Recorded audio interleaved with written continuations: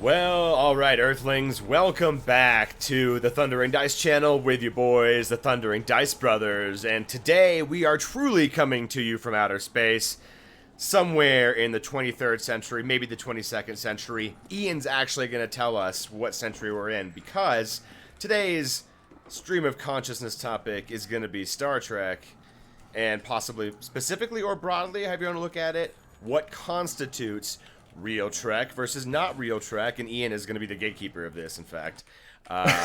Does new Trek constitute old Trek? Does it true Trek? How old? Are we talking chronologically new Trek, old Trek? Are we talking, release date, new Trek, old Trek? Are we including animation as canon Trek, Ian, take it away. What is the line between Treks, real Trek and not Trek, in your super humble opinion?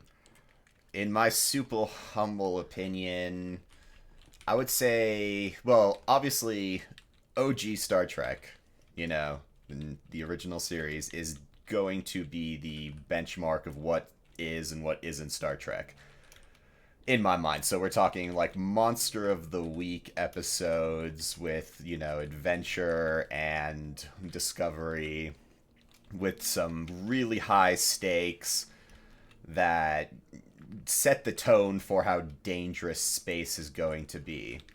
So I'm going to say that is what I constitute as, like, that's the bar that I kind of go off this criteria for. So OG Star Trek, obviously the most Star Trek-y of Star Trek. TNG, very much Monster of the Week, I would say is a more mature Star Trek than the original Star Trek. Although it's also more infuriating. Yes.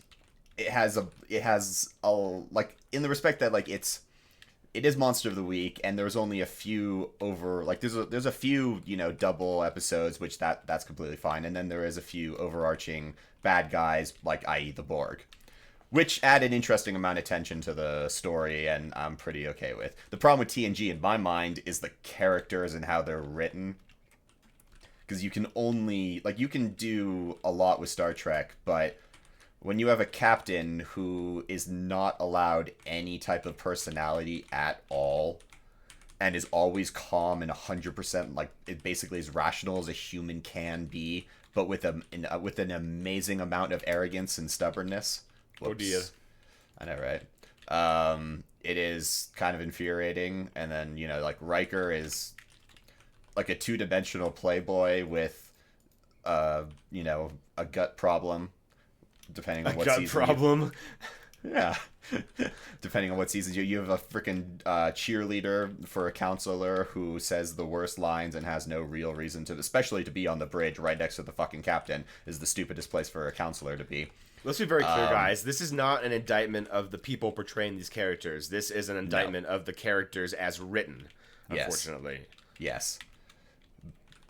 Beverly Crusher is basically an annoying doctor who also really doesn't have a personality that I can define, other than she's just there and kind of has, like, this weird crush on Picard and wants to later on be a captain, so she goes through the course training.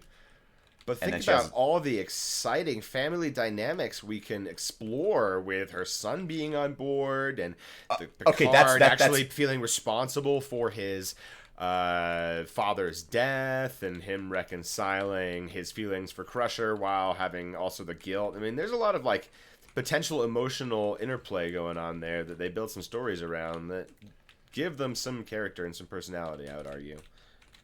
There's an entire episode dedicated to Picard and Beverly being, like, psychologically linked and speaking to one another, and her figuring out that he's in love with her. There's also a whole episode where she falls in love with a ghost and a candle. So let's not go about. Awful episode. Okay, well, we shouldn't make broad judgments about either TOS or Star Trek based off of some of the worst episodes of their runs, because I think we can pick to plenty of awful TOS episodes that are not their proudest moments, right? So, but yeah. Yes. I definitely agree with that. Okay, but, like, that also, but, like, you raised another point that annoys me about TNG. No. The families on the Enterprise. That is just a really dumb. Like you would never have families on a freaking aircraft carrier. Which I mean, well, I suppose this is like like beyond an aircraft carrier. I mean, well, this it's is beyond a floating or a flying city, basically, full of scientists and yes, that it regularly encounter danger, regularly have people die on missions. This is not conductive for a family atmosphere. You would keep children. It would only really away. make sense to have families on board if we're talking like a generational ship, like we are migrating like sub warp speeds. Oh wow, awesome! The law. Yeah, I got a sniper rifle. It really doesn't make any sense to have families on there. I agree. It's an annoying. It's distraction for everything. Because then you're like, oh well, and then, all right. So that was my small pushback on what you were saying, but yeah, the characters can be really flat, especially early on. I think Gene Roddenberry had stipulated that they weren't allowed to have interpersonal conflicts on board the ship. Like, these are supposed to be perfectly level-headed, mature, like robot people, I guess. And then you actually have a real robot there. Who wants to be an actual boy but can't. Yes. And all the boys are basically robot. Yeah, it doesn't make for good storytelling. I mean, like, it's a nice ideal to aspire to, but it's completely unrealistic for humans even in 200 years. And as a story, there's really boring. Nothing to work with. Now, but do I say I want a ton of drama in Star Trek? No. Oh, no. Wait, I definitely want to have like character flaws.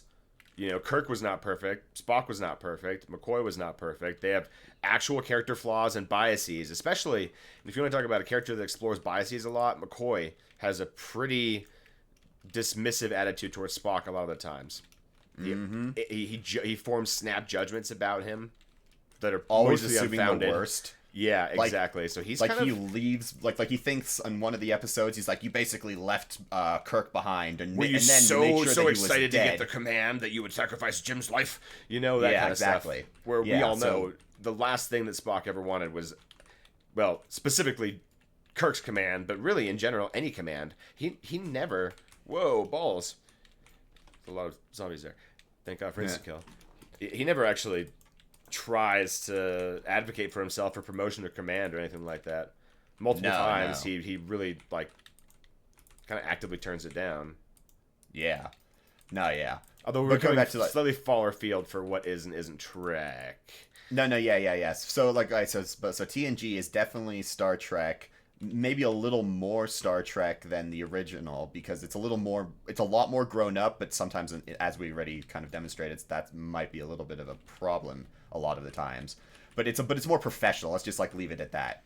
Oh, it's very professional. These are competent people doing a dangerous job of exploration and diplomacy with children around. Yeah, exactly. All right, so DS9 is where you fall off the Star Trek bandwagon because interesting. Because for a lot of people, DS9 is like their favorite Star Trek show. That's because it's the most to the point, like grandiose, and has like the biggest storyline with the Dominion. Yeah, it has the largest and overarching like the lines. most You're right. stakes. Yeah, like there's definitely the most stakes for any Star Trek. Up at this time we're talking about not just the fate of Earth, but the fate of an entire like section of the galaxy that's going to be invaded by what seem like mindless drone soldiers controlled by merciless shape-shifting aliens that live forever and have a huge grudge against anything solid. Yeah. That's an existential threat not just to humanity but to the entire quadrant. So the stakes are probably the highest of any show. Yeah, they're definitely the highest. And then since it's a space station and people are coming and going, and it's more diplomacy, like real diplomacy between like Bajor and the Federation and the Cardassians, than exploration and Monster of the Week. Because you do get a little bit of it, but not really. They don't really explore the Delta Quadrant all that much. Deep Space Nine is the home base. It's where the story happens, and you could argue there's a little bit of exploration by way of trade through the wormhole. So you actually see aliens and goods ostensibly arriving once the wormhole's opened and they've established some routes. But Yeah. yeah, it really isn't as much Monster of the Week. It's a lot more episodic. Yeah. Voyager brings it back to Monster of the Week, but Voyager is undercut by the fact that everything that happens, that Janeway does, is extremely reckless, considering their ultimate priority is to get home, and they are 70 plus years away from being at their home. So it means they have no friends, no allies, no potential chance of, like, repairing their ship if no support. No parts. Yeah, exactly. So every time that they stop, no replacement crew. So every time that they stop and lose someone, or a part goes bad, or something goes, anything that goes wrong, is just one more crucial link in the cog that will ultimately lead the whole crew not to get back. So everything in Voyager kind of like stems from that problem in my mind. Like it's a good show. I like watching it, and it's more Star Trek-y in the respect that, it's Monster of the Week and things are happening more. It's more episodic than overarching story, but it's underwritten by the fact that they're trying to get home, and this is an extremely dangerous place, and any one problem could lead them being marooned there forever. So anytime that they stop, unless it's absolutely pertinent to the survival of the crew, it doesn't make for a good story, unfortunately. I think Voyager kind of fell into the 90s era of let's make things a little bit grittier, darker, and more dangerous for the crew. More, I mean, you can see it in the ship design, the bridge design. Compare the light and airiness that you get in a Galaxy class like the Enterprise with Picard, or the Constellation class, and Constitution class, I should say, with Kirk. Really bright light. It's not dark and shadowy. From the very get-go, the Voyager's kind of just darker. Overall, it's more. It's a different shape, I guess. I'm not going to say darker shape. You know what I mean, though. But the crises that they face are very much not related to exploration, but to their continued existence and lives. Mm-hmm. So that's where the stakes are high for them. Voyager might have been a lot more fun if it weren't so serious. If that's like okay to say about a show about being marooned 70 years away from home, those are pretty high stakes right there. But might it not have been more enjoyable if it wasn't always about like everyone's out to get me constantly in this galaxy, but never really explore how bad it gets, except for a couple episodes that end up not being real. Yeah. Oh, yeah. Like the Krenim timeline stuff, which is timeline manipulation, which you might actually enjoy because it seems like no matter what these Krenim do, they can never retain what they had lost. It was inevitable that certain shit happens. So, but in the same vein, they also wipe out entire civilizations from existence in the timeline. So that's whatever. That's pretty dark too. But God damn it, no ammo, and I've got an M2 Law. This is just super duper. There you go. Oh, dope. So they never really explore that too much. The stakes are both high at the same time, but also sitcom-y in nature, where everyone sort of starts and ends up exactly where they were, except for, Tom Paris. He gets to... Oh, damn. Tom Paris gets to be demoted and promoted twice. Chakotay gets to be promoted to full commander.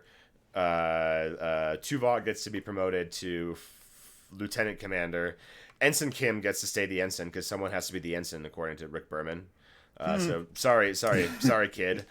The Monster of the Week stuff was always so dangerous. There was no fun exploration kind of stuff, even though TOS was always dangerous too, and some of them were really bad, like existential crises to planets and civilizations and peoples. There was still some kind of an element of fun in the show. I mean, they had episodes where let's go to the gangster world. Yeah, let's go to the Nazi world. I mean, come on. It's let's go back in time and fuck with the Apollo missions and stuff. Like, come on, that's fun kind of hokey hijinks shit that TOS had, because maybe it's a product of its time, a little more lighthearted 60s kind of material, and maybe the 90s got us a more brooding Star Trek. But I don't know. Fun is fun, and that's why Lower Decks works so well. Yeah. We'll get to Lower Decks in a minute. The next one after the Enterprise, obviously, and I say that is it's Star Trek in nature, but less. I mean, like, it doesn't. The whole Xindi plot kind of takes away the Star Trek nature part. For that season, it's really, really all about survival. Yeah, and it's really unclear, like, what the plan is from the Xindi 2, which is a little frustrating. They throw all this kind of shit against the wall. Let's send a tiny probe out to fuck up, like, part of their world to see if they can get there, and B, if it'll work. Yeah. And then, okay, now we're gonna wait fucking forever while we build a bigger one. Once we've given them a ton of warning that we're coming, there's no way they could possibly use that time to prepare or do anything. That really frustrates me. Yeah, definitely. And it's really the opposite of Monster of the Week kind of serial. And it also has some of the kind of darkest shit that a captain does. I mean, there's like there are hypothetical things that Voyager does in these dream sequences, or not the dream sequences, but the alternate like timelines that we experience. And we also see what Captain Ransom does in one of the episodes or a two-parter, where another ship got caught in that same wake, in the same caretaker time portal, only they were much less equipped to deal with it, much smaller complement. So they made some really, really shitty choices, and you see how far they were willing to go to save themselves. Mm-hmm. Beyond those kind of weird glimpses, and it's not really a Star Trek, like a main character doing it, Archer actually does some dark stuff. He steals technology from another ship, the warp core, and leaves them stranded, years away from their planet. Like, oh, it's okay because we need this really badly. And yeah, events like that where Archer has to make the "I will do anything to save my planet" decision, as opposed to the "I am going to be noble captain of the Enterprise" decision, like Picard probably would have done. But obviously, this is the beginning of space exploration, and I really wish they had gotten 5th and 6th and 7th seasons like they had been planned, because I think they actually were going to get back to a mission of exploration, rebuild, founding the Federation, all that stuff was going to be pretty awesome, I thought. Yeah, it had a lot of potential, especially after Season 3 with the Xindi plot finally over. Like, Season 4 is much better, even though Season 4 annoyed me at the very beginning, because, it's like time travel crap right there, and, at the end of Season 3, he wakes up and there's Nazi aliens. And... Oh, yeah, oh my god. I mean, I kind of, like... I love... The episode is so cheesy and out of nowhere that it almost works for me, because it's just like... I don't know. Fuck it. Let's see if this. Let's bring them back the alien Nazis from TOS. Like, if that's not TOS, man, I don't know what it is. It's totally off the wall. If you take away the time travel thing and say that, but those Nazis were still Nazis, not aliens. No, they're okay. But they were like on an alien world. They weren't humans. Weren't they ostensibly? Well, no, but aliens in some way. No, but it was introduced to that. It made sense why the writers were smart enough to have it make sense for why this society was modeled after Nazi Germany. Because it's a mimicry society that never progressed. And how does it have this much context or contact with other worlds to mimic them constantly? And why did he think that Nazi Germany, I mean, how bad of a historian was he that he actually thought that Nazi Germany was the greatest moment of production in human history? They mortgaged their future on lies and a war that they couldn't afford to keep going. There was no great industry. They were bankrupt before they started, and they just they just stole a bunch of shit and used slave labor. That's not the right lesson you should take from that. So that's a dumb episode, even though I love it. I don't actually know how balls. Yeah, we're dead. Oh, no, we're not dead. I thought I got you. No, you did. Oh, sweet. No, I thought I was dead. Carry on my legacy. Yes.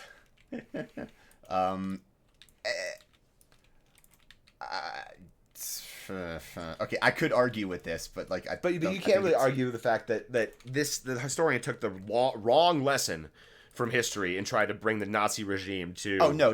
Yeah, it's definitely the wrong lesson. Yeah, but it's the wrong lesson. I'll agree with that. But back to Enterprise. Right. Right. So season 4 definitely is a lot more Enterprise, Star Trek-y than anything else. than the first three, at least. So I would say that it is pretty Enterpriseable. Oh shit, what comes after Enterprise? Well, after Enterprise, we didn't have much. I mean, Futurama makes the joke, way to kill the franchise, Bakula, because we didn't get a Star Trek revival again until the Kelvin Timeline movies, really. Oof.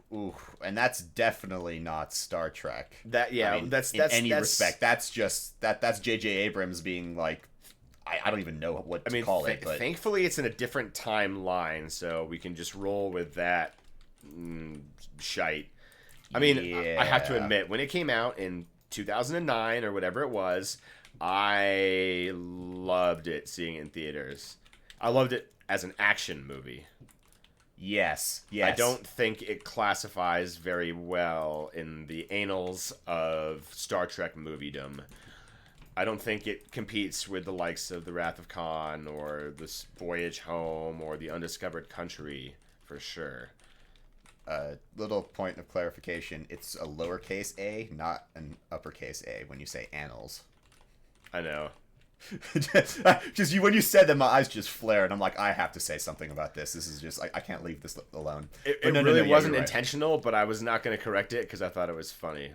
It is funny, but I'm, me, I am a pedantic motherfucker at times. Yeah. Okay, so the first Kelvin movie is definitely not. I mean, like, it's just like a. Well, I don't think any of the Kelvin movies. I mean, honestly, I don't remember. The third movie that well anymore because it's been a while.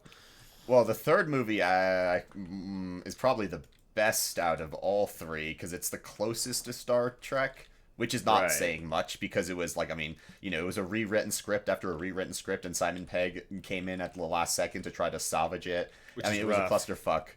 And like Crawl did not make sense. What he was doing did not make sense. But at least they tried to give it some more like introspection about, how difficult it is doing 5 years, do a 5-year mission. Like, they failed to do it properly, but like at least they tried, which is the best thing I can say about it. And it did give the Kelvin Timeline universe its 5-year mission.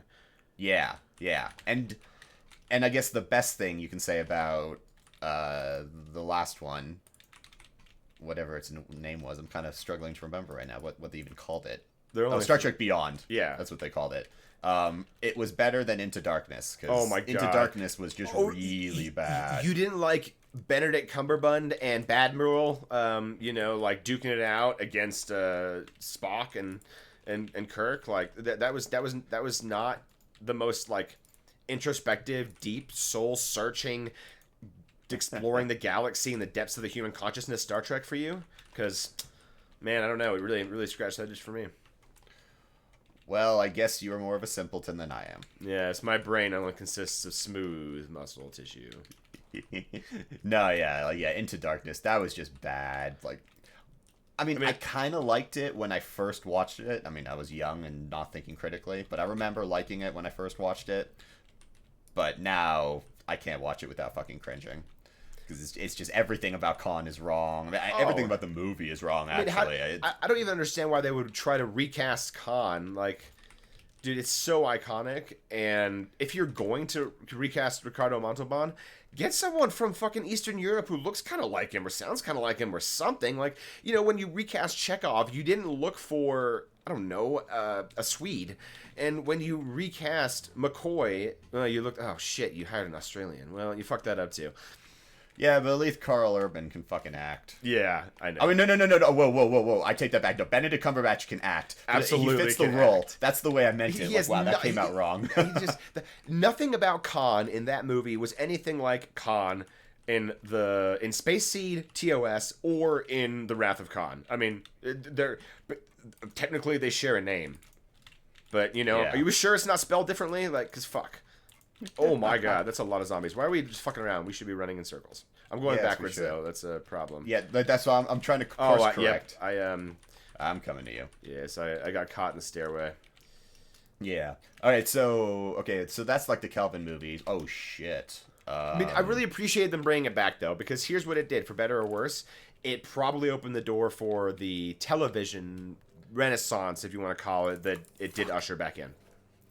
Okay, well then that is not a. And when good I say thing. when I say television renaissance, it brought it brought Star Trek back to the small screen again, the streaming screen in this case, or even possibly a limited time for Discovery on CBS network air stuff. So it did get Star Trek back in people's minds. Wait. When you mean get back in Star Trek mind, do you mean like it allowed the old shows to be resyndicated and aired, or are you talking about the new shows that sprung up in its wake? A little bit of both, you know. I mean, there was a ton of there was a lot of rights disputes about where Star Trek was going to go now, because Netflix had it and Amazon wanted it, and Paramount was like, man, I need to get in on this, and we know Star Trek is a huge IP, so why don't we snatch back all the rights back for everything? Well, not snatch back, but not renew any of the streaming licenses for any of those shows. This was the beginning of the downfall for like Netflix, I think, when shows were like, we want to bring back Star Trek, for example. I want to have it on my own streaming platform because I'm Paramount and I own it, kind of shit. No. This wasn't that's not the downfall of Netflix. That's the downfall of fucking quality streaming services. Okay, fine. That's a good point. Better than I made it, but same spirit. Sure. And all right, well then, okay, but then going back, okay, and so they were like, okay, what we need to do that is we need to now also create a show that'll stream on here too. And they came up with Discovery that started limited time on CBS and then went to their new streaming service. So okay, yeah, well, Discovery is just awful. You know what? I really can't comment on Discovery because it had so little appeal to me when I watched the first episodes that I actually didn't watch it. This may be the only Star Trek that I didn't watch. Yeah, I watched the first 5 episodes of season 1. And now that I say that, I feel like I'm possibly negligent. You know, I'm commenting on Star Trek, and I have an incomplete catalog in my mind. Yeah, but no. I mean, okay, theoretically, we might be in the wrong here, but I kind of doubt that they even got it into a semblance of back on track, just based on the little bit of the first season that I do know. I don't know why they. As soon as they redesigned the Klingons again, I was like, those look like, I don't know what they look like, but Klingons have a pretty unique style in my mind, you know. It's sort of like it's the TNG style. Honestly, they really did the Klingons well. Yeah, and that's what I think of. I mean, even the TOS Klingons sort of get the TOS Klingons they look funny, you know. I'm sorry, they don't have that the forehead ridges and Gowron's crazy eyes and everything. Come on, that's the good shit right there. The TOS Klingons are just, you know, supposed to be swarthy Soviets. Yeah, exactly. Okay, so Discovery is awful. Strange New Worlds is an abomination in my mind, especially when you're talking about season 1. An abomination? Yes. Because all of season 1 is basically every single fucking episode is taking one person and giving them a retarded backstory. So just take the crew. I mean, the bridge crew right now. Pike's the only one that's acceptable because in TOS you know his future in the menagerie. So you know he's going to, you know, become a beep, beep, beep dude. Which is, it's really sad that that's the height of technology that they aspired to in the 60s. We're going to keep this thing alive and it's going to be communicated through beeps. Not like in a complicated Morse code kind of way, no. Just yes and no. Yeah, it's fucking pathetic. Oh, man. So, like, that part is... So that part's okay. But then you have, like, number 1. She's an Illyrian, so she's genetically modified, so she has this, you know, huge secret that she needs to keep in her back pocket so no one knows until it's finally outed her, and then she has to do this stupid trial where the summary of the trial is that she basically is applying for asylum, and under that argument, she can no longer be charged with like breaking Federation law, even though she absolutely did by lying. So why is that episode worse than, I don't know, Measure of a Man? Yeah, you didn't let me finish. Oh, sorry. I was just because I didn't say that episode is bad. Oh, I thought you were using that as an example of a bad episode. No. I actually think it's a really good episode. No. Okay, I'm using this as an example. I'm like, no. This is to establish the pattern.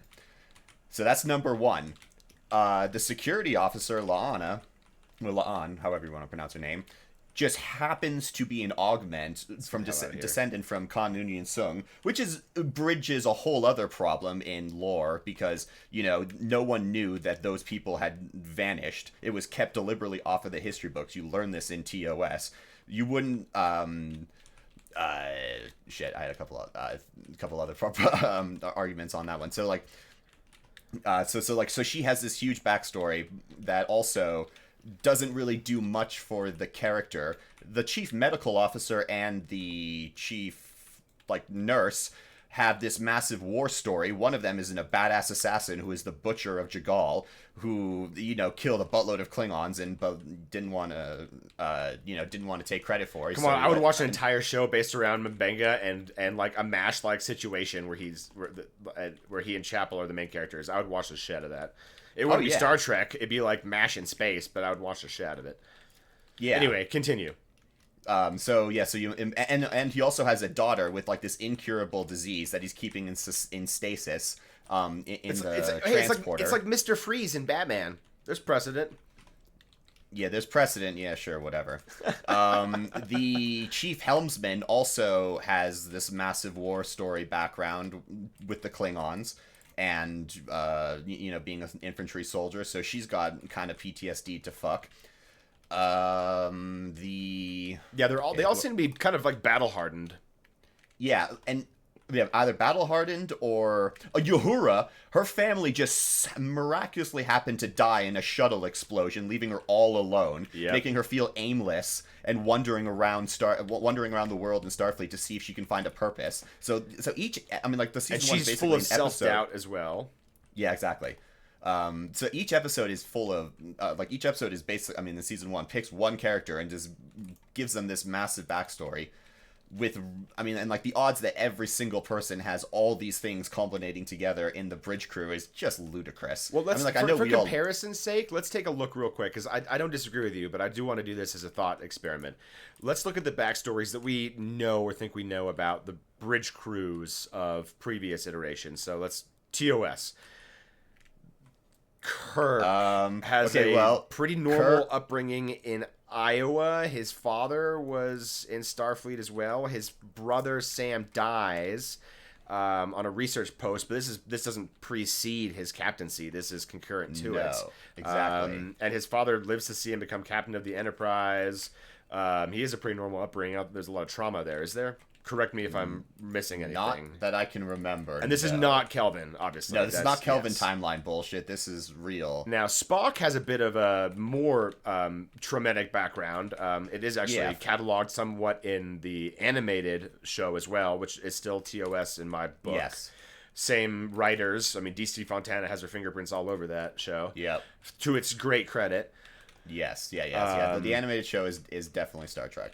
Yeah. So you get to see that. Yeah, his backstory, a little more of his backstory. He is half human, half Vulcan, so he has the emotional journey that he goes through there. And you see parts of it as a child. You see parts of it when he loses his emotional stability in TOS.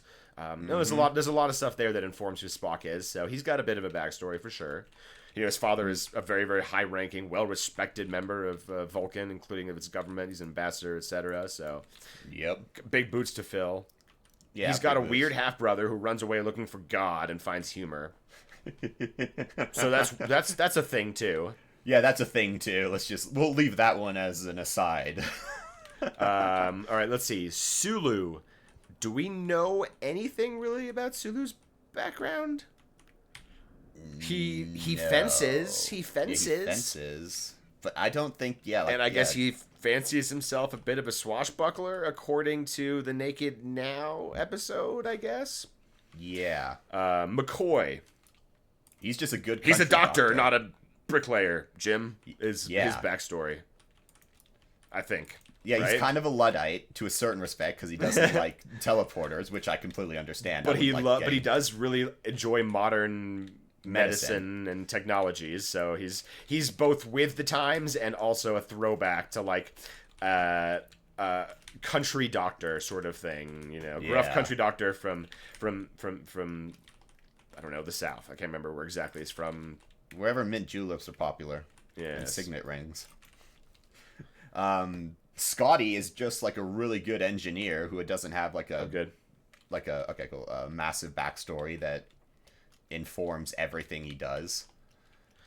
Basically most of the main characters are main characters who might have some like things in the background, but it's mostly for like their decision making and who they are in the show, like as you get to see them, that makes you root and like them. But in Strange New Worlds, everyone's got a traumatic backstory. It's true. Yeah, it doesn't add anything to their story. If anything, it detracts from it, because you're kind of left wondering, like, all right, cool, why do I care? What is your purpose here? Here's my problem with that kind of stuff, with backstories that inform the people. It's the same problem that, with the Clone Wars. The Attack of the Clones. There's way too big of a time jump between episodes 1 and 2, and they tell us that these things happen and they're good friends and have been through many travels, but we never see them. So when you start a show out saying this person has a traumatic backstory, and that is the thing that they are overcoming, you are already starting out with a show me, don't tell me, or fail. You're already telling me what their problem is, and then telling me that they are going to overcome this. That is their character arc to start out. They have this trauma, and they are going to overcome it. And that's kind of it's kind of lame. It's more interesting to see them actually face a challenge presented to them in real time in front of you, and then they overcome that. And then maybe that somehow they learn from that and are able to better understand themselves in the past too. Cool. Show that kind of character growth. I like that better. Yeah. Oh yeah, God. Yeah, you can do it. No, that type of stuff makes sense. So season 1, especially Strange New Worlds, annoys me. Season 2 is a lot better. It's not, I still wouldn't really consider it Star Trek because it doesn't feel like it. But it found its footing, you think, a little bit? It found its footing a lot hold up, more, real quick, yeah. sorry. Did you look down there already, Doctor's Quarters? Oh, no, I haven't yet. Okay, let's check that out. I see it's open now. Yeah. No, so like season 2 is better. Lower Decks is the anime or like cartoons always get like a weird sort of pass with the rules for me, but it is very Star Trek-y in the respect that it is, episode, like it's always episode of the week, what's happening, and then it has a couple overarching kind of themes, Mariner and her mother, or her family in general, and her Starfleet career, Boimler and his confidence and his sucky-uppy nature. They're overarching things, but yeah, it's short episode of the week, fun Star Trek. Yeah. It's just fun. It doesn't take itself too seriously, but it delves into the themes well enough. It has a buttload of funny memberberry jokes. No, balls! We cannot get past round 9. Go, dude, no, apparently not. Here we thought this would be a fairly easy game stream to discuss on because, we've seen it all. We don't have to really think. But actually, it turns out, I feel like I'm thinking more about this than I am the game, obviously. Dude, okay, this right here is a great contrast between how much we know and how much we don't need to think at all about anything about Wheel of Time, and how much we need to think about everything else. Right. Like, Jesus Christ. Like, we've gone through all the OG maps now, and we haven't gotten past round 8. Yeah. Smooth. Well, this will be the first one that we can actually pack a punch in, so that may help. And since we've already linked, ranked all the different shows, we can now just sort of like talk about them without going too much in depth. Yeah, I mean, like, not too much in depth, but like without having to contrast all these other things, we can now just go into the stream of consciousness, because that was like the first segment, ranking which Star Treks are Star Treks and which. Well, no, I have one more question. Go. I think you know what's coming up. Yeah. Actually, no, I don't. The Orville. What? That's not Star Trek. Not even in its fucking slightest characteristic. How the fuck do you bring in the Orville You for this don't think conversation? the Orville is in any way like Star Trek? No. Really? Yes. All right, so absolutely Monster of the Week episodes. Oftentimes. Not even in the same wannabe universe. They are a crew on a spaceship, exploring ostensibly. They are definitely doing diplomacy. Their main objective seems to be learn things, meet people, and do stuff. That's exactly what Star Trek was. Sven, is Babylon 5 Star Trek? No. Then this is an erroneous But I don't think Babylon 5 had much to do with exploration of space at all. I think it had much more to do about the battle between fascism and democracy and freedom. I think it was about freedom of choice and freedom of expression rather than versus tyranny and Big Brotherism. That's Okay, what, fine. That's what Then B5 was about. I don't think it was Star Trek. No. No, exactly. I think it's excellent sci-fi. Possibly the best sci-fi. And okay, yes, it is. I definitely agree. And okay, so Orville you don't think it's even in the same realm, even though you can't deny the obvious parallels between the shows, right? Just because there are obvious parallels between the shows do not mean that it is the same. Okay, well, I bring it up because many on the web world have obviously noted the similarity and have said, is it the best new Star Trek? You know, like, not necessarily tongue-in-cheek, but not necessarily not. Well, it certainly isn't the best new Star Trek. And I mean, considering the first season has some really stupid episodes where the chief helmsman decides, not the chief, yeah, like no, not the chief helmsman, like the navigator, Lamar, yeah. Or Malloy, which one are you talking about? No, Ginger? No, the black dude, the dude who decides to hump the statue. In season 1, in the most inappropriate way, when they are trying to blend in. Oh yeah, that was super special. Oh yeah, the social credit episode. Yeah, the social credit episode. Like, or that is a terrifying system too. Oh but, like, then it's just like it is. It definitely shares thematic elements with Star Trek. Yes, but it goes about it in a very different way. It like. Orville, to me, is more closely akin to Strange New Worlds than it is to Star Trek. You know what I mean? Like, if I have to bring it to a Star Trek show, it's more Strange New Worlds than anything else. Okay. And then Strange New Worlds... Well, then there's the other not Star Trek thing that people always bring up, of course, Galaxy Quest. Oh... That... Because it's a parody... Yeah, that's true. Well, this now you kind of like is Spaceballs Star Wars. Like, I don't know. I how would to argue answer this that question. Galaxy Quest is a bit. Well, Galaxy Quest is just so tongue in cheek, not tongue in cheek. Excuse me. So like slapstick and Mel Brooks. Brilliant. You know, it's totally different kind of comedy parody. You know, it's man. Well, like, I guess to me, I would say that it isn't Star Trek for the same reason why I would say that Orville isn't Star Trek, because it isn't named Star Trek, and it doesn't even try to be in my mind. But it's a parody of Star Trek, and it's so excellently done that I am willing to grant it grandfathered in status to the Star Trek Legendarium. Okay. Word. Anyway, I just wanted to throw those last two things in there just to see where I fall on them. Yeah. Because I love Galaxy Quest. It's fucking awesome. Oh god, yeah. It's so much fun.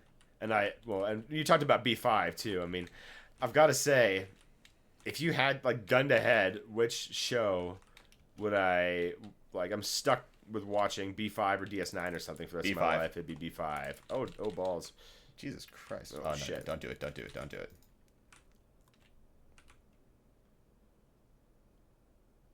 Run! Holy crap, I can't believe that worked. Right? Now I have no ammo. Oh, that's less than ideal. Yes. Here, double points. Get some stab in, I guess. Yeah. I'll soften them up.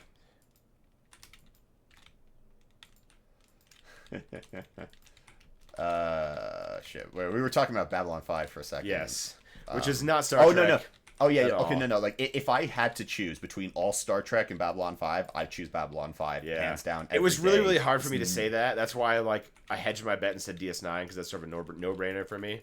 I'll hedge it against all of Star Trek. I mean, I love Star Trek, and it's fundamental, and it's a shotgun. That sucks. But do we love Star Trek for a different reason than we love B5, though? Because B5 is an amazing story that is always going to be relevant, and seems more relevant today than it was 15 years ago, even then. And 15 years ago, it's like, wow, it seems so relevant now with, the Patriot Act is being renewed, and we've got drone strikes over in Syria that no one authorized. Stuff like that. And now it seems to just continue to be that way. So yeah, I love B5 because of the story it told. It's just such a cool fucking story. I love it so much. But it's a real small snippet in time of Earth's future potentially, right? Oh yeah, Star Trek is so much more aspirational than Babylon 5 is, especially early Trek, and very much TNG is very aspirational. And I think we love it for that reason too. At least I do a little bit, because it is sort of you know, it'd be nice to live in a world where, you know, scarcity isn't a thing. Most diseases you know, physical ailments, I should say, are treatable or curable or whatever, you know? Like, you don't have to worry about this. It's that utopia kind of mindset. We are free now to pursue our delights and interests rather than a daily grind to survive sort of life. Yeah. Yeah. It's a better world to aspire to. I mean, like, good. Yeah, like, yeah. Babylon 5 does a good job of showing a more realistic future and how I would see, how I would guess how things are going to unfold. Just think about Down Below on B5. Yeah. You know, even B5, a shining beacon of hope, all alone in the night, has an actual, like, I don't know, underbelly. It's literal underbelly, crime I suppose. syndicate. Yeah. It's the light and the grit all put together. Yeah. But Star Trek, especially TOS, is a lot more hope and optimistic. Well, I mean, the TNG does this too. Yes. But yeah, it's a lot more hope and optimism and to an extent, bright... so is Voyager actually. Like, some of the shit, the decisions Janeway makes are like really tough sort of life and death decisions between, do I follow the code that I have sworn to uphold by my Starfleet oath, or am I going to take a more direct but less ethical path home, or mode of transport home kind of thing? You know, there's a lot of that stuff, like sticking to your Starfleet guns morality discussion as well, where she generally almost always sticks with her higher ideals from the Federation. So that kind of shows that those are deeply ingrained and important, not just in TOS and TNG, where things are generally good, but where they're also shit, like they are in Voyager ostensibly. Yeah, because at that point, it's baked into the culture, especially if you've grown up on Earth. It's baked into the culture of like what you've fought for and what you've won. So it makes a lot more sense that you're going to hold those ideals closer to your heart than someone would. I mean, if like in like Enterprise per se, because those ideals don't exist and struggle is a lot more pertinent. Yeah, at that point in Star Trek lore and in the timeline, they haven't begun exploring outside of their solar system yet. You know, I mean, they were limited to a couple times, or, you know, Warp Factor 2 or something like that for a long time. The NX-01 is the first Warp 5 capable starship. And don't ask me about the log tables about how much faster than light that is, but I know that 5 is 2.5 times greater than 2, except in warp, in which case it's probably like 40 times faster than 2. I have no idea. It's weird. Yeah, but it's super fast. That actually brings me to another point that I was thinking about before we started this. In Enterprise, are there any colonies on like Mars or any of the moons of like Jupiter or some shit like that? Yes, there are there's lunar colonies. Okay. I don't know about Martian colonies yet. I think yes. There's at least I don't know how at least Mars bases, but I know there's a lunar mining colony for sure, because the entire finale, I'll recall it, the finale. Oh, balls. Revolves around some mining operation people on the moon. Let's go get Juggernog. Agreed. Yeah, okay. Because I couldn't remember. Dude, the HS-10 is one garbage-ass shotgun. Oh, tell me about it. I fucking had it too. It might be the worst shotgun in the game, honestly. Except for maybe the Olympia, because it's double-barreled, that's it. Yeah. At least the Olympia is powerful, though. Yeah, but it's only good for fucking hunting ducks. Well, I mean, I bet you could, you know, hunt a pheasant with it. Don't be a smartass. Yeah, it's annoying. Yeah, it's annoying. Yeah, definitely. I got right now a Spectre and a FAMAS, which are not a great combo, really. Yeah, but that aspirational nature of Star Trek is why we like Star Trek. And we like the characters, and we like the thought and the hope of a future like that. Even though we're never going to see it, you know, we should be planting those trees so people can enjoy that shade sort of mentality. Absolutely. And Babylon 5 is a more realistic prognostication of what humanity could hope to achieve. And even then, it's really, really helped out by other races selling them technology. Without jump gate technology, the fast travel technology, humanity doesn't explore. Yeah. They specifically state that. Yeah, we were limited to our own solar system before the Centauri came and she gave us jump tech. Yeah. Jump tech. So in that respect, it's a little more realistic as well. On the other hand, we are speaking now B5 instead of Star Trek, and we've strayed from the light and the way that is Gene Roddenberry, I suppose. What about the original movies? I mean, like, because we talked about Cybok a little bit, and that's just bloody awful. But honestly, that whole movie is a write-off. But it's not. I don't think it's as bad as that. Honestly, like Well, what do you like about it? It's the most Star Trek-y of the movies. It's that literal like God. Does God exist? And if he does, what does he mean to us? And is he there paying attention and stuff like that? It's Gene Roddenberry loved that shit, looking for God. Oh yeah. How many times in the original series is he talking specifically to gods of humanity's past, or gods of different worlds, or devils that are controlling things? It happens in TNG as well. So that's why I like it. It's not the best movie, but if it were an episode, and let's call it a 3-part episode of TNG or TOS, you might have been like, wow, that was actually really good. Now I know it's the bars. I'm moving the goalpost. That actually might be a better way to look at that movie. Instead of calling it a movie, call it a 3-part episode. Like, I really think it's got a good story. I'm gonna open this up. You know what I mean? It's not on the same level of film as maybe The Wrath of Khan. But I think it gets slightly unfairly maligned as a Star Trek movie.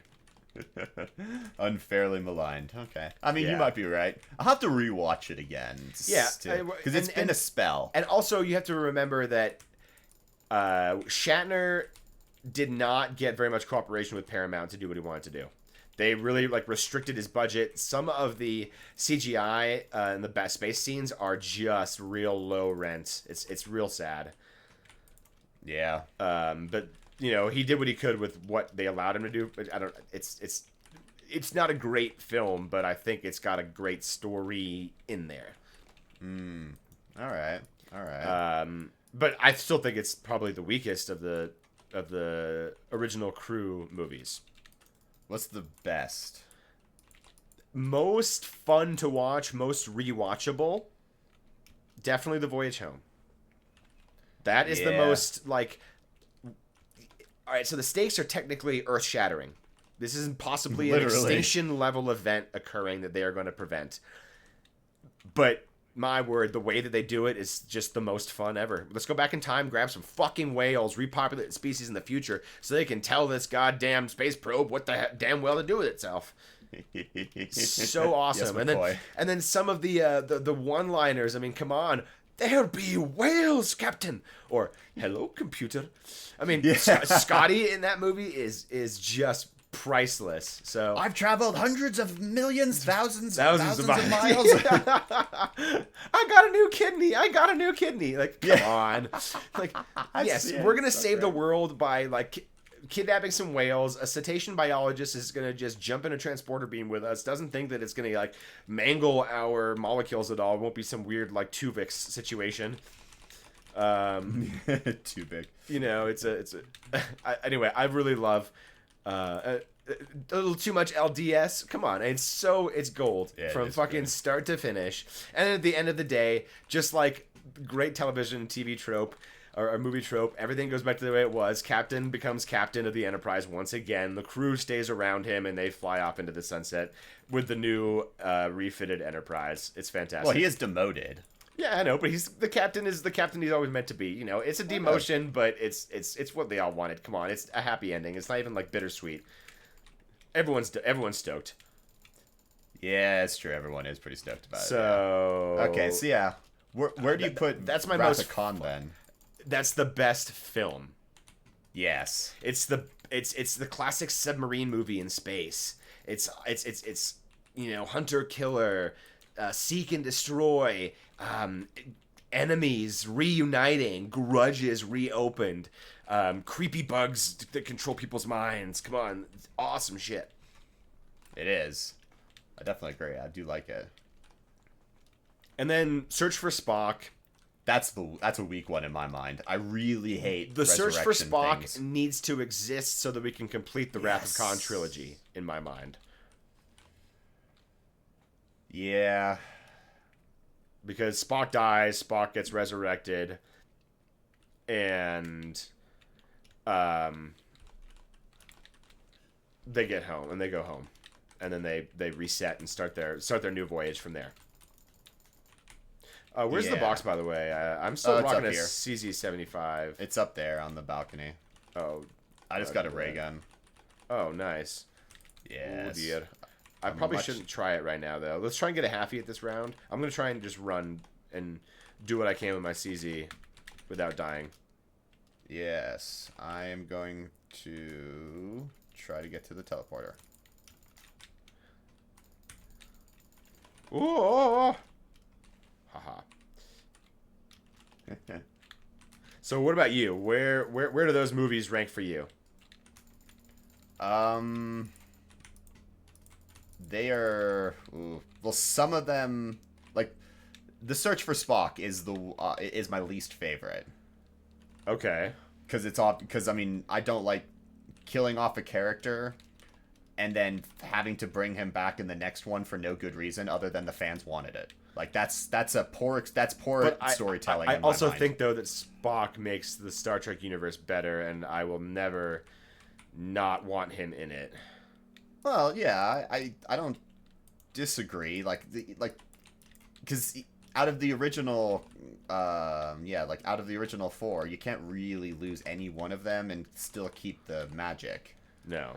So I definitely think that him coming back is good for the rest of the stories that get to be told. But so the Deus Ex like Machina of bringing him back with the Genesis device, it doesn't really make any sense at all. And making matter from nothing and transforming a world, it doesn't make much sense. But what does make a lot of sense in there is the motivation of the Klingon antagonists. Yes. I really like Captain Kern, I want to say. But played by Christopher Lloyd. Might be the coolest, or Commander Kern, shoot, I forget. Might be the coolest Klingon we get in a long time. I think my favorite Klingon, just because of the thing, is in The Undiscovered Country, Christopher Plummer just fucking quoting to be or not to, yes.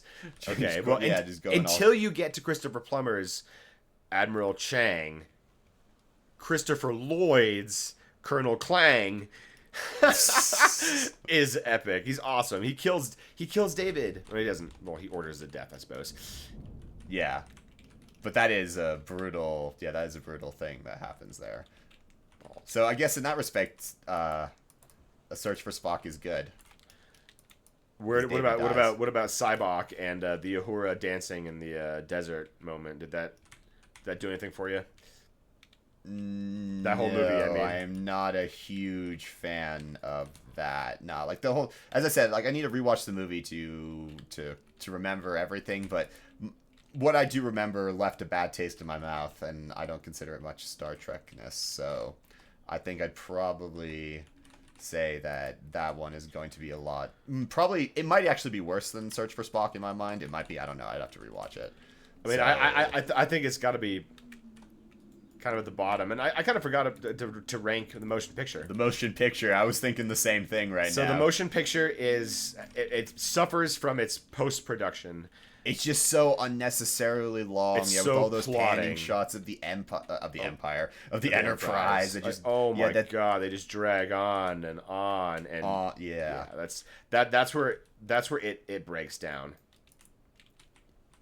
Because do you remember the plot for that? Yeah, because I don't. So the Voyager probe, our Voyager probe, essentially travels through space and stuff and collides with other life forms or whatever and becomes sentient.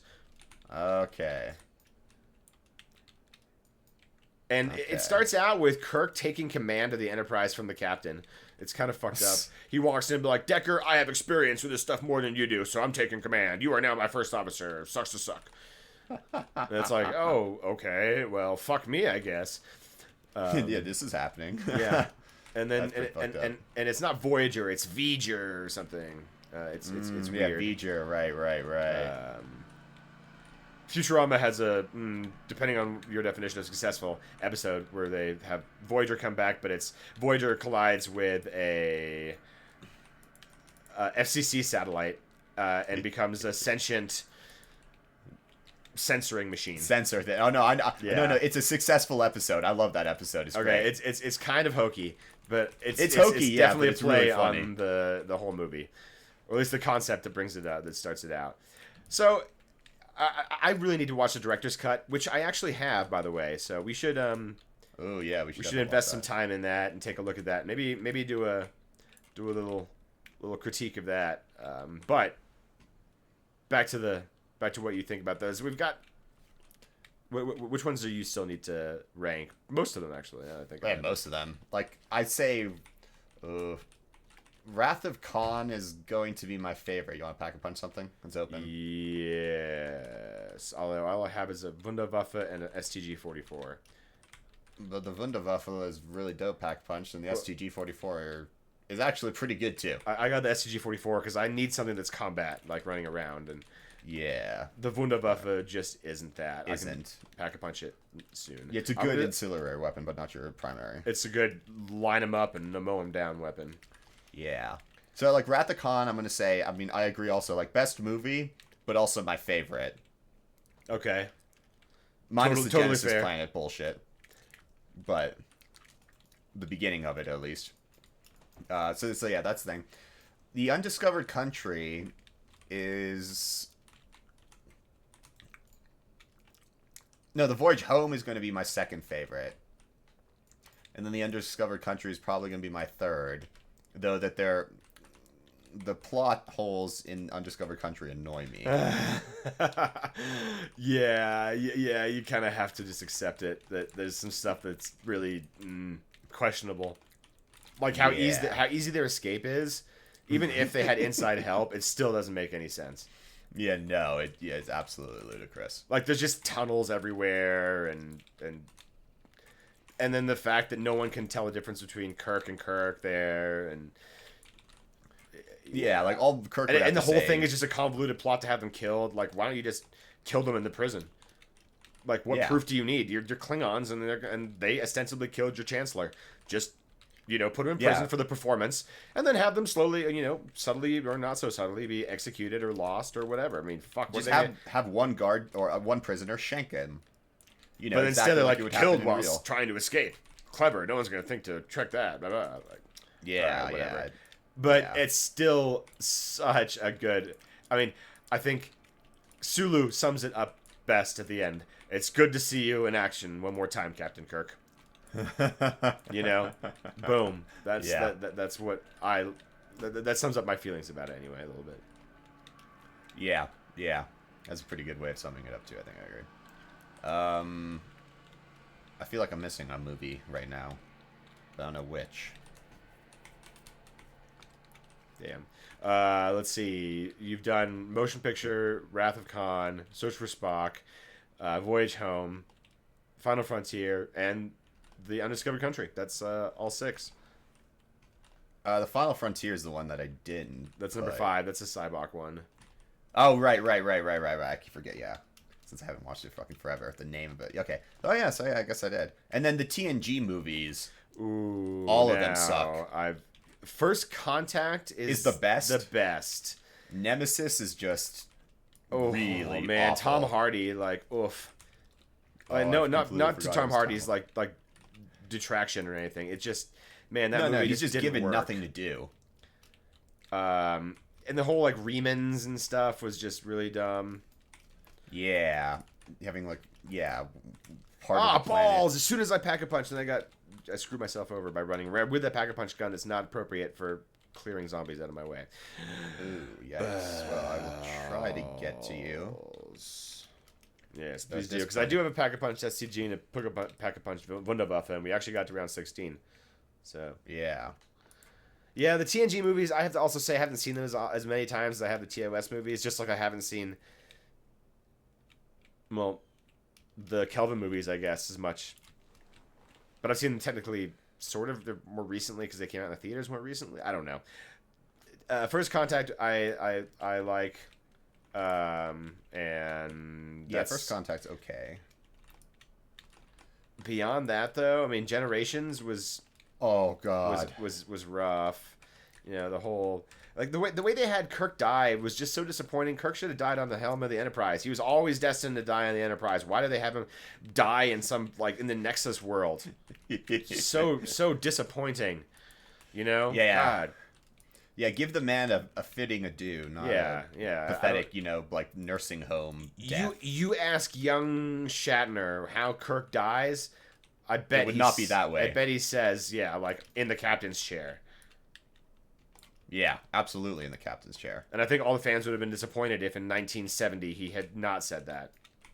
Oh, yeah. No, it would have, yeah. Everyone would have expected it. I think, there were only 4 TNG movies. And they're all really dark though too. Like if Voyager started falling into the trope of shows need to be dark, the stark contrast between the lighting in TNG for the television show and the lighting for the movies, just because it has a bigger budget doesn't mean it needs to be shot in the dark. Yeah. God, it's the same shit that they did in Star Wars. Oh, it's a much darker movie than before. It's so much better. It's more mature and grown up. Like, man. Fuck off with that shit. Darker doesn't mean better. It just means darker. If you're using darker as a crutch, like Revenge of the Sith absolutely does, then that's not a success. Wait, no, explain that a little bit. I think Revenge of the Sith was the darkest of all the movies in tone and color palette because it wanted to be the most mature and it wanted to be taken the most seriously. You think everyone's taking look at the color palette from the first movie and the second movie to the third movie. It's noticeably darker. The shift is darker. Instead of just killing evil aliens, we have the main character, a sort of a hero to a lot of people. Supposed to be anyway, a good guy turned bad. His bad turning involves murdering a bunch of children. It's really dark. You know? And it makes no sense. Exactly. It just comes out.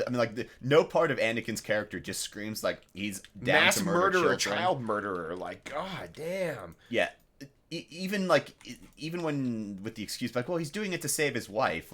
Really? He has a baby on the way too. Yeah, part of the parental instinct is active in him at all during his ever. Yeah, it is kind of. It's so infuriating. So. Going. And that's what I mean by using it as a crutch. Yeah. Trying to make themselves be more serious, growing up, give Hayden Christensen a chance to be more brooding, but also give him a chance to be really, really retconned humanity. Awesome. I'm a person gonna go save some clones that are in distress while I'm flying to rescue the Chancellor. Well, that's because he's still good.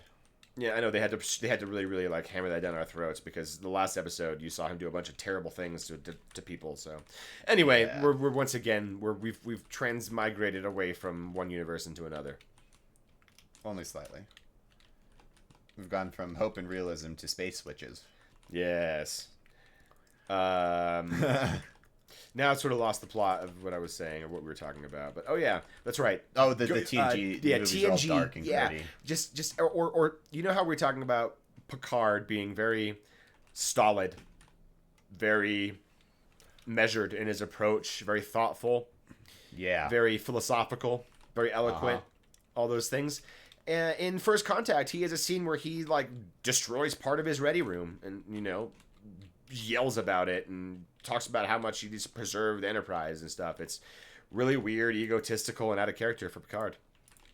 But why do they have that in there? Because, we realize he's kind of flat, and even though it kind of resonates now after 7 years of watching him be the captain, we want to make him an action star, so let's give him like parts where he's going to be basically shirtless, and let's also have parts where he kicks some serious butt. Yeah, because this is, fucking Rambo in space. Not quite that bad, but that's what they went for. It's unfortunate. Yeah, but speaking of Picard, that's one we forgot to rank on the TV shows. Oh, my word. Oh, okay. Well, technically, it's not even Star Trek anymore because he's not in Starfleet, and he's also not even Picard anymore. He's a fucking synth. He's like Blade Runner, man. He's a replicant, and he must be stopped. Yeah. Picard is just, so awful. I mean, I remember watching the first episode, and like during the interview, thinking he's shown more emotion during this interview than he does the entire show of TNG, and I don't get it. Dude, did he forget how to act after he made X-Men or something? It was weird. and I know everyone says season 3 of Picard is good, but you lost me at the end of season 2, and I never returned back and watched season 3. So damn it, now I have 2 things that I haven't watched in Star Trek history: Discovery and Picard. I am reticent, behind, and ashamed. Yes, we'll have to remedy both of this, because actually I haven't watched season 3 either. Where do you think the box went this time? Oh, it's still there. Oh, it definitely teddy beared out on me. Oh, okay, then it's to the top. I see it. Oh, okay, I haven't checked yet. It just occurred to me because I'm still running around with an STG. Pack-a-Punch STG. Yeah, I got one too. I got that and a ray gun. We have very interesting weapons. Yeah, interesting loadout. It's working. I mean, I've only been down, twice? 3 times? Shut up. Well, no, I've been down 3 times. No, I've been down 3 times. Oh, no, I've only down once this time. Yeah. Oh, I died at buttload, though, in the first 3. That's true, yeah. It's because I was doing all the heavy lifting, talking. All you had to do is sit there and look pretty. Yes, look pretty for the microphone. Yep. Microphone feels. Microphone knows. I feel pretty, so pretty and bright. Oh dear. Oh no. Oh no. Oh no. Oh shit. I'm gonna go this way. And I'm also gonna get speed cola whilst I'm here. Oh no. Okay, there we go. No one kills my brother but me. So out of all the Star Treks then, you really only consider the original series, the animated series, and TNG, The Next Generation. Those are the ones that you think are... That's sort of what you consider the real Trek. Yeah. Now, what are your thoughts then about everything else then? Like, what is it? If it's not real Trek, but it's still obviously in the same universe and a lot of the same characters and or timelines, what is it? Because there's still the adventure stuff. There's still, the Starfleet Code and the Federation and all that jazz and all those different worlds or iterations, shows. Yeah, there is. But I mean, well, DS9 is how best to sum up DS9? It's like wannabe Game of Thrones in space. Because it has a buttload of political intrigue with the Bajorans and the Cardassians. And, I mean, governments get thrown over. You have the invasion of the Klingons into Cardassia. You have the Cardassian and Romulan fleets that try to go to destroy... Wait, what? Sorry, let's save some zombies real quick because I want to find the box. Oh, no, there's a halfie right here, so yeah. Oh, very good.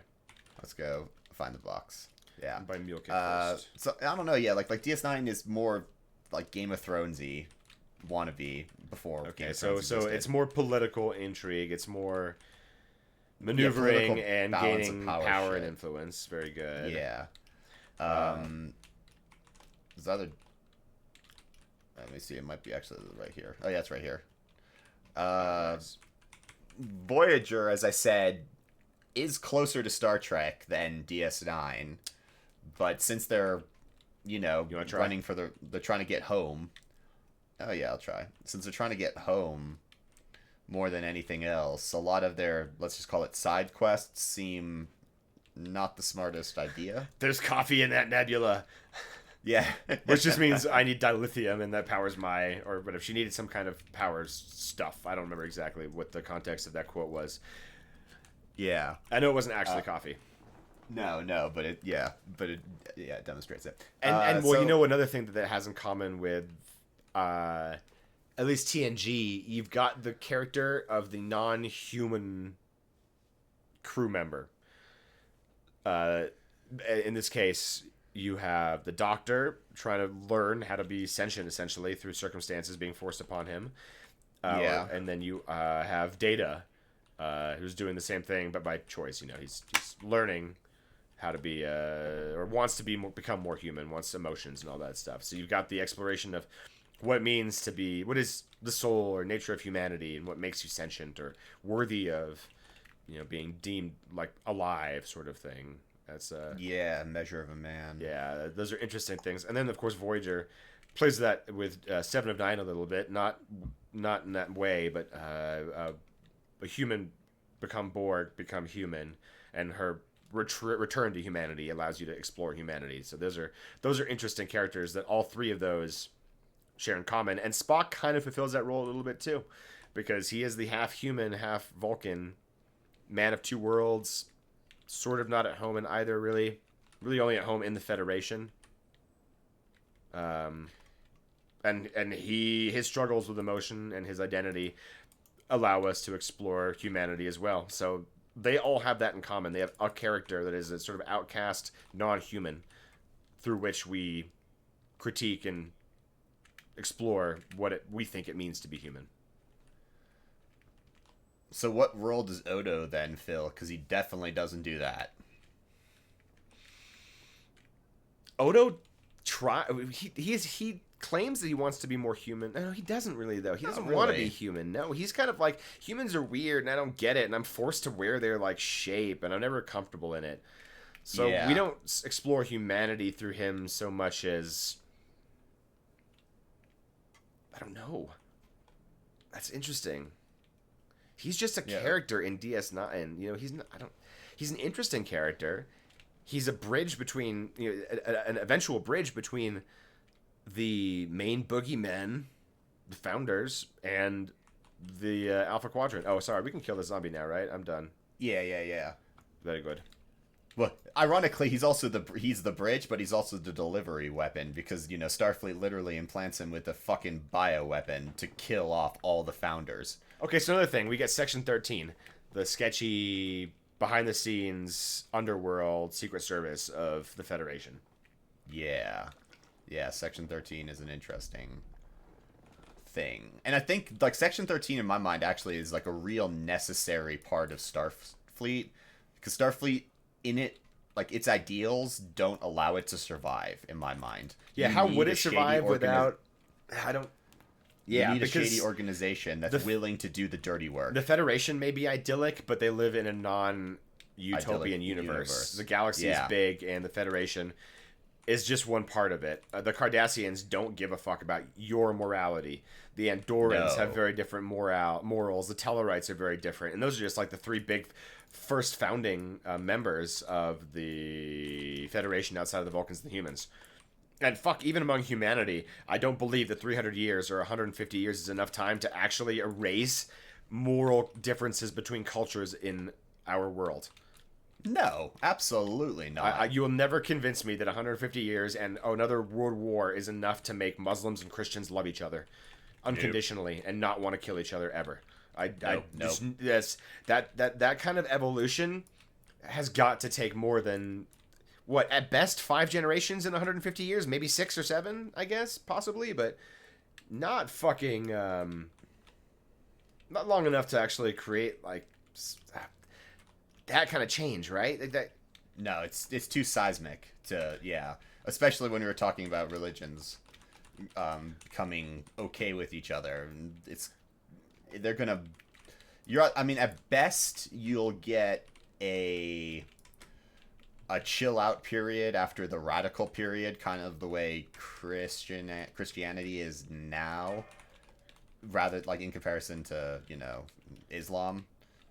Yeah. But that's at best you will get a chill out. But for the most part, like those type of animosities, and especially if you're like tracing history back, because people remember, even if it's like 500 years ago, like, my great grandfather died. Well, more than that, like died at the Battle of this and stuff like that, fighting for our freedom. Oh yeah, it's something like that. They'll definitely remember it. But so Yeah, much of that and is if you're also talking- forgotten. and Like, if you're I have talking about no a world idea what our war- ancestors did 500 years ago. Like literally zero clue. No, yeah, that's Or true. even I 100 had to- years ago. Well, no, 100 years ago I know. No, what 100 they were years doing. ago we know. But 150 years? 150 years, that's where I definitely have no idea. And I'm sure the I records know existed. I mean, the Germans were always pretty meticulous, so... They were Yes. very good at the records. They have Very good. ways of finding your family. Yikes. Shit. Where was I going with this now? The societal change necessary to create the yeah. utopia that is beginning to exist at the outbreak of the Federation when Yeah, Archer like- is the founding sort of member or I don't know, whatever you call him. Yeah. Instrumental in founding. Yeah. However, yeah, whatever word. He's the linchpin. Let's put it that way. Because if you take him out, apparently, the Federation never gets formed. Because Daniels literally proves this to him. Yeah. Here's that thing about It's the whole Enterprise temporal 2, fucking Cold War. Yeah, I knew. I was actually surprised he didn't bring it up. Because I wanted. you Yeah. have like this- very strong feelings about, and I even opened the door for it about the Nazi one, except for the time travel fuckery, and I was waiting for you to pounce on that because huge parts of the entire show are based on time travel fuckery, wizardry, and whatever a temporal Cold War, whatever that means. Yeah, that Because it doesn't that seem really very makes no sense. cold. It seems like they're actively trying to sabotage each other through time. Yeah, it's very guerrilla warfare tactic just through history. So yeah, a Cold War in this respect doesn't seem right. It's very much a hot war, at least, or maybe like an insurgency. I'm not quite sure how you want to phrase it. And But we both never really sides are- understand who the players are and what their motivations are fully, unless I missed it. I mean, it's been a while. I could be... No, it is fucking. They literally want to wipe out Earth. Yeah, okay. And the Federation. and And actually, not just the thing. They want to bring the Expanse everywhere. That's right. They want to bring the Expanse. But then the other aliens that are involved in the Temporal Cold War are also not the Expanse aliens. You've got the aliens that are like the getting Nazi played by aliens that are from the future that want to go back. Yeah. All the people are getting played by the Expanse aliens Yeah. who actually control it and control the spheres. So And then whatever uniform they give Crewman Daniels when he has his they give him the stupid bowl cut and what looks like venom is enveloping him suit. It looks silly. And let's not forget the full Bermanification, if that's a verb, to Berman. Bermaned all over that show with his Berman-ness all over. Trip and T'Pol rubbing their Berman jizz into each other after every single away mission. I think Decon Gel 6 for this one, Dr. Flock says. And then they sit there and awkwardly rub each other. And only the PG parts. So clearly you don't need Decon Gel on your bits. But they let's put suggest they put everything. DePaul in the most skimpiest outfit you can fucking imagine, where it's basically just covering her thing, and then a shirt that fits way too tightly over her chest. And, Trip is in his man thong. I mean, they really barbified her for that stuff, too. It's awful. Yeah. I mean, yeah. it all the same- started in, TNG with... Well, maybe it was even earlier, but I really think, TNG with Deanna TNG. Troi. She's the cheerleader, bubbly personality who feels things and is pretty pointless and wears very, very tight outfits. She doesn't even get to have a character until they give her a regular uniform, I swear. She actually has, things to do outside of pain after the third season. When Jellicoe comes around and the Borg incident happens and Picard gets assimilated, that's when they actually start giving Deanna some Troi a shit real personality. So yay for that. But it took too long. Yeah, definitely took too long. And then you've got the Jerry Ryan situation as 7 of 9. Fucking passing out because her outfit is too tight and she has a lack of oxygen. There's no need for that kind of garbage. Thank God she can act the shit out of that role. And then T'Pol, thank God she was a good actress, and they didn't let that stupid, weirdly overt sensuality stuff ruin what that character actually could be. Didn't make it. She didn't become a caricature of it. Yeah, it was it was just an annoying side thing that always happened in every episode, but didn't detract completely from the actual episode. Yeah. It was just always just felt really inappropriate and weird. Yeah, so that was just annoying. I really didn't. And then enjoy you have that. Hoshi, the human fucking translator that makes no sense. Which I can hear five words from an alien language that I have no fucking context for, and I'm just going to decipher it with my little hand computer too. Sure. A savant can learn many languages, but they have to, build the vocab up and stuff. Like, you don't just osmosis style suck up their knowledge of the language just by speaking to them for a second. Like, how would you know what the words for anything are without learning them, studying them?